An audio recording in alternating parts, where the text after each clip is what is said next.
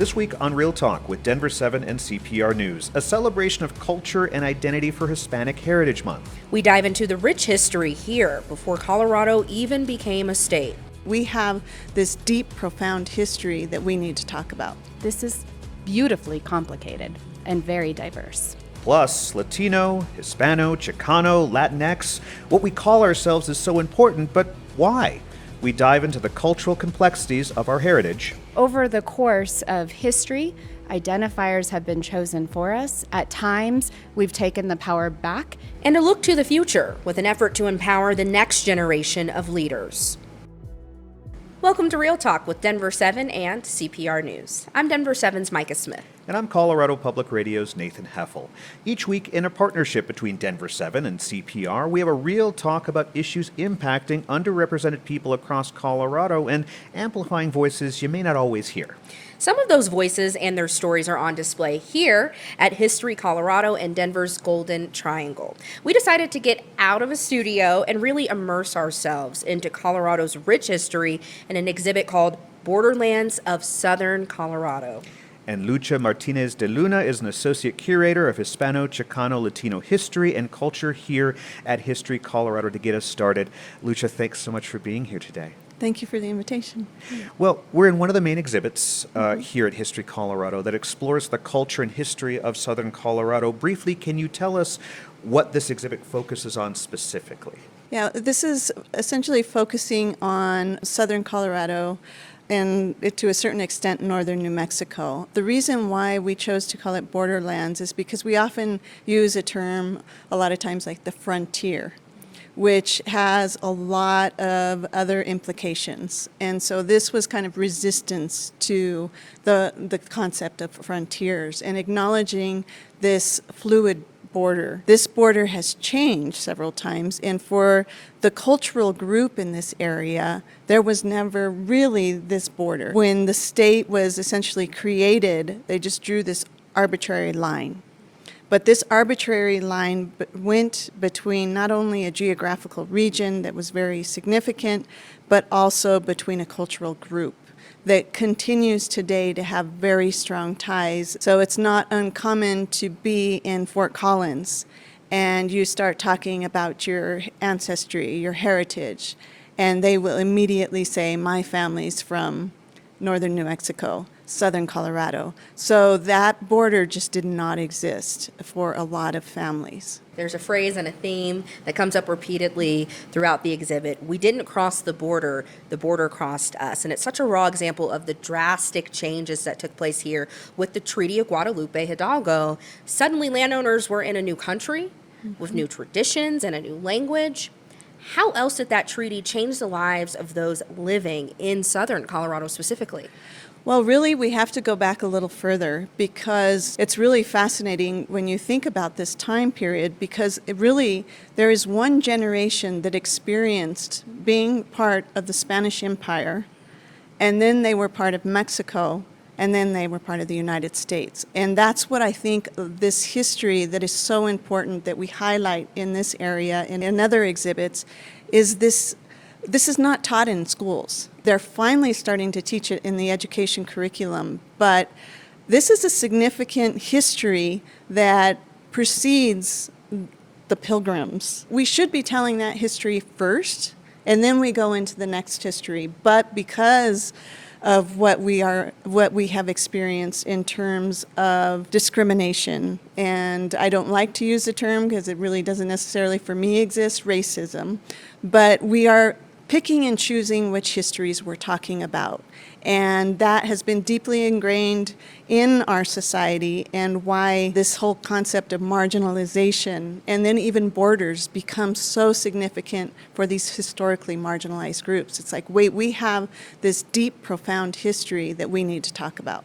Well, and this rich space that you've created here at History Colorado, the tapestry of the cultural history of this part of the state, it's not the only exhibit that celebrates and lifts up this culture. Tell us about the newest one here at History Colorado that you had a part in. I just recently curated De la Tierra, Reflections of Place in the Upper Rio Grande region. And specifically, the idea of this exhibit is to highlight that line that to many people does not exist. That the line meaning the border. It is a very cultural rich area, artistically rich area. And the idea of this exhibit is we invited 4 contemporary artists and brought out some of the belongings we have in our collection, and to show this continuation of not just lifeways, but also cultural expressions where we still have contemporary artists that are very much reaching into the past and continuing these themes of identity and landscape and the importance of recognizing them still in our history. Lucia, history is so personal. It's layered, it's nuanced. And so putting together an exhibit like this, to me, feels like such an enormous task. How does it feel to you putting all of these histories together, these stories, these very personal connections on display for Coloradans and anyone who visits to try to connect to and really hear the people telling their stories? Well, I have to admit, it actually comes very natural because of my connections to the community. And really, they're the backbone of this exhibit and every space that you see in the museum.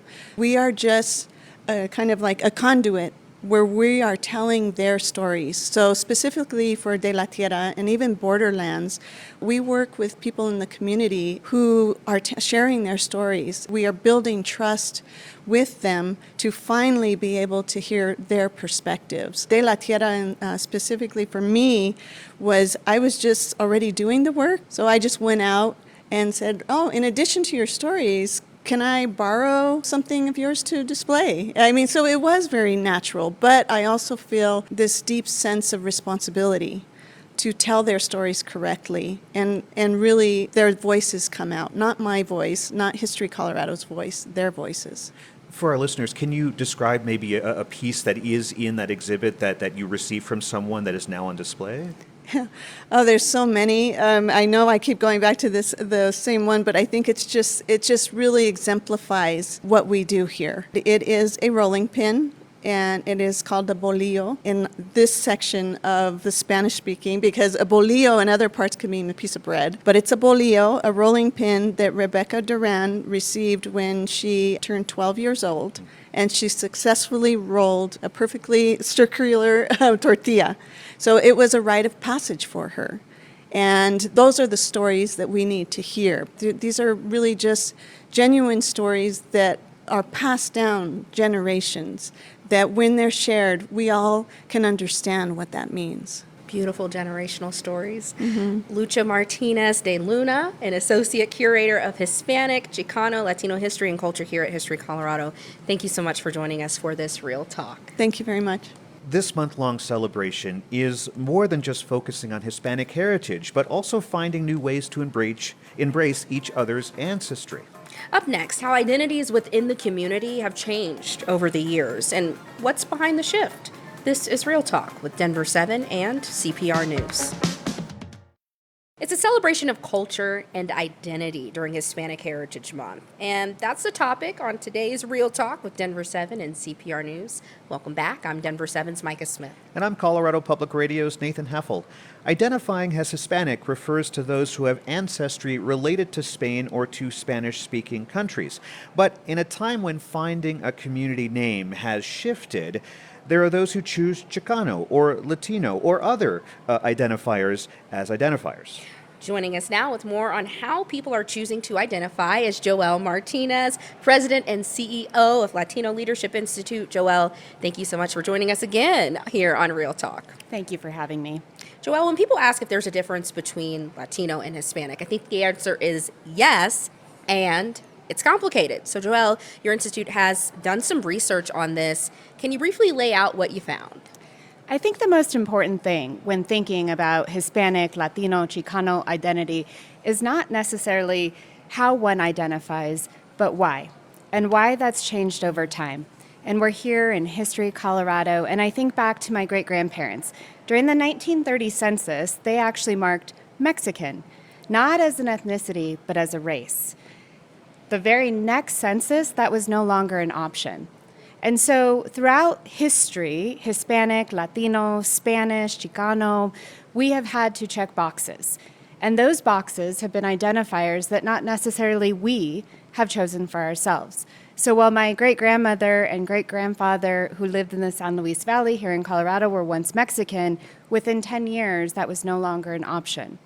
By the time we moved to the 1950s and 1960s during the Civil Rights Movement, many in this community were really fighting back against these forced identities. And many began embracing their connections to their indigenous, mestizo, Chicano roots. And so we saw new terms arising that were self-identifiers.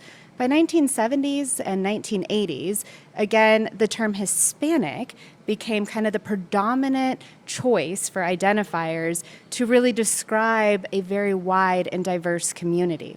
Again, not necessarily chosen by us, but chosen on behalf of the community. And then by the 2000s, we saw a new term, Latino, Hispanic Latino. And that term was added to the United States Census as a choice to embrace those Latinos from Caribbean America, Central America, and Latin America. And today we have younger generations, the millennial and the Gen Xers, that are searching for more gender inclusive identifiers like Latina and Latinx. But at the end of the day, the reason Pew reported that 52% of Latinos, Hispanics, Chicanos don't have a single term is because, as you said, Micah, this is beautifully complicated and very diverse. And I think that's such a fascinating way to dive deeper into this because it is so complex. You know, for example, for years my parents called me Hispanic, and then I chose Latino, and now somebody said, well, you're Chicano. And I'm like, well, okay. And we've had these conversations for years, and it is about checking those boxes and those labels for the younger generation, taking that power back. But there's also some pushback on that now. How do you kind of blend that together to say there is pushback with Latina, Latinx, et cetera? One of the important things about identity that's really important is that there's two phases of it. There's the external, and that is how people see us, and then the internal, how we see ourselves. And I think what's really inspiring from a younger generation is they're really owning that second part of that and how they see themselves and how they want others to see them. But as I talk to these younger generations, the thing that's really important for them is they do want inclusion and they want that power. And gender inclusion and gender identity is another layer of our identity, just like our race and ethnicity. And that is why they have really embraced these terms Latinx, Latina. Important to note, though, less than 4% of Latinos today or Hispanics today identify or have even heard the terms Latina, Latinx. So I always caution individuals, don't assume how someone wants to identify. Just because they're young does not mean they're Latinx. And just because we're older doesn't mean we're Hispanic. And so it's really important to ask and meet people where they are. We know, unfortunately, racism and stereotypes exist, Joelle. How could that negativity play a role in how someone chooses to identify? So new studies out of University of New Mexico introduced a concept called street race. And this is, if you imagine you're walking down the street and it's what one assumes you to be. For most of my life, I think I have been perceived either as white, Hispanic, especially in the summer months, because skin color still is such a determinant about how people see us and judge us. That's external. Within the Latino community, though, we still have work to do because we don't do a good enough job embracing our Asian Latinos, our Afro-Latinos, our Afro-Latinas.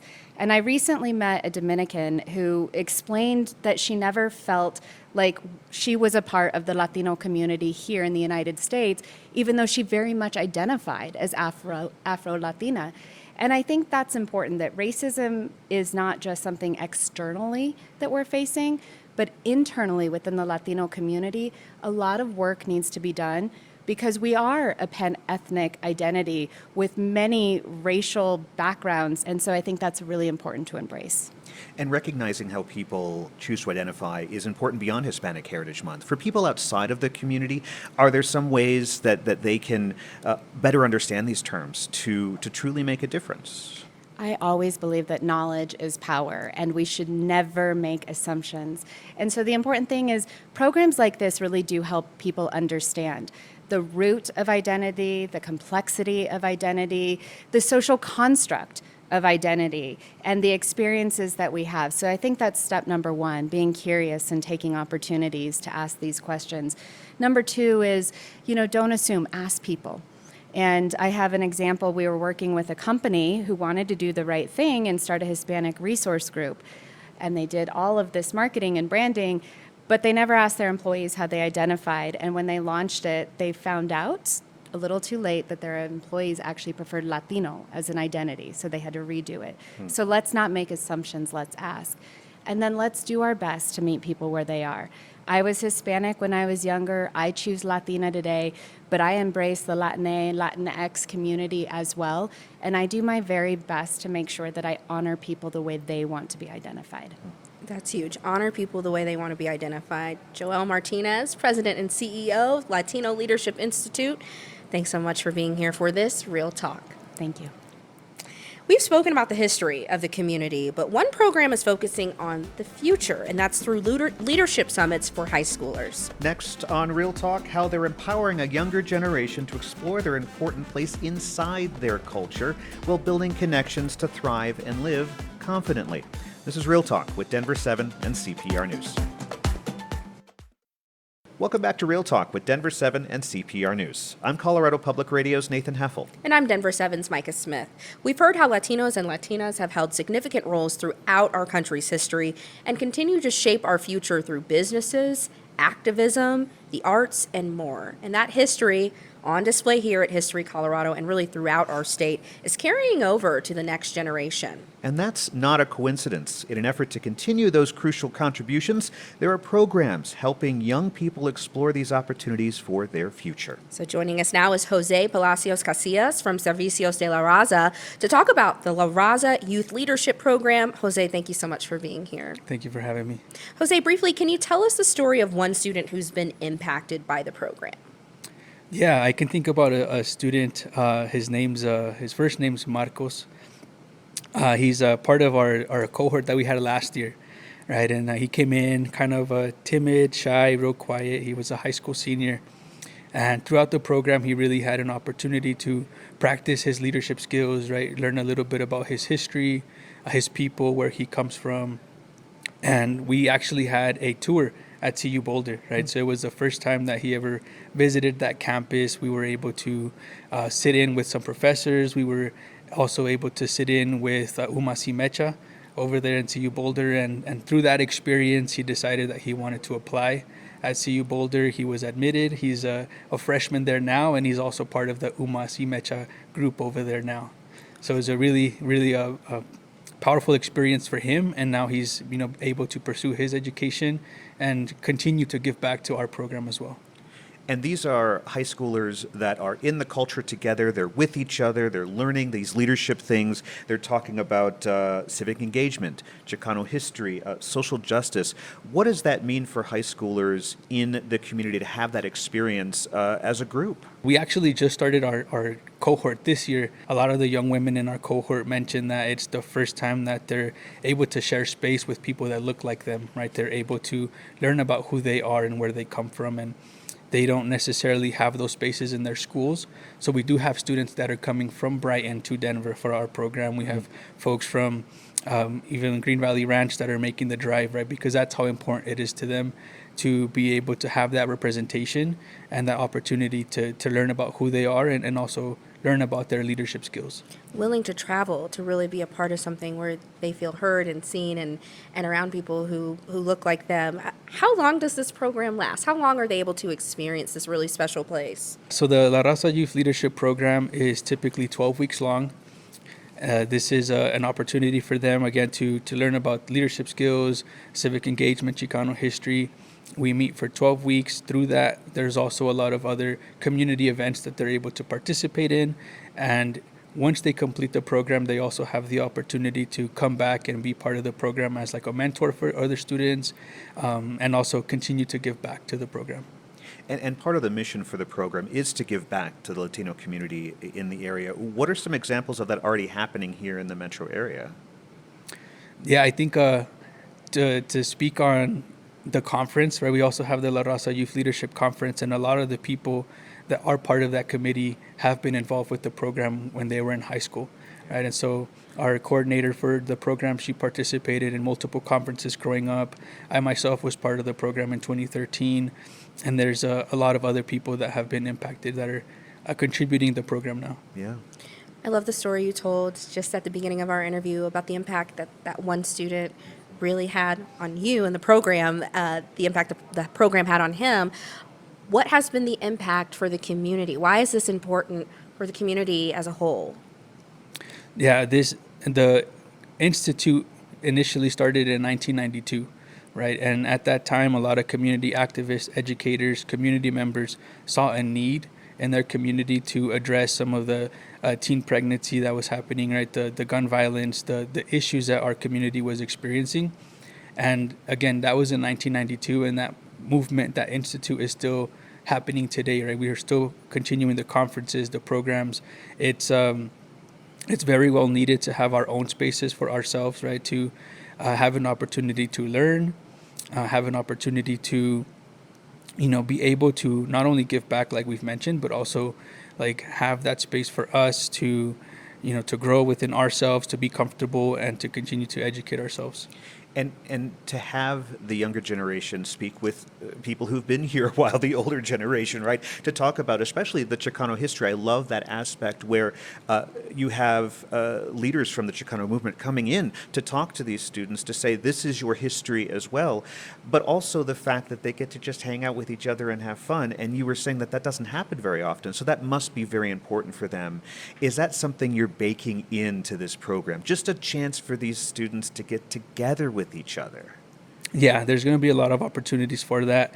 Like we mentioned, we take time to celebrate Dia de los Muertos together. We take time to, again, participate in conferences and really have that group cohesion so that when they do leave the program, they're able to stay connected and build a strong network within our community. Yeah. It's huge. How can young people get involved in this program? I'm going to assume all you young people are listening out there or watching, but those who see it, maybe their parents see it, what can they do to get involved?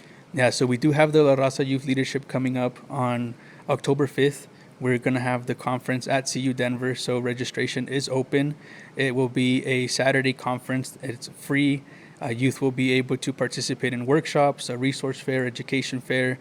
We do have leadership awards that youth can be nominated for. We're also raising funds to provide scholarships for high school seniors. And so even if like parents are interested in getting involved, if community members want to get involved in maybe leading a workshop, all of that will be happening at CU Denver on October 5th. So many opportunities. Well, Jose Palacios Casillas from Servicios de la Raza, thank you so much for joining us for this Real Talk. Yeah, thank you for having me. And that's this week's episode of Real Talk with Denver7 and CPR News. Every week, we have a real talk on issues that impact Coloradans who are often overlooked. And you can find all of our shows on denver7.com/realtalk or at cpr.org/realtalk. Have a great day.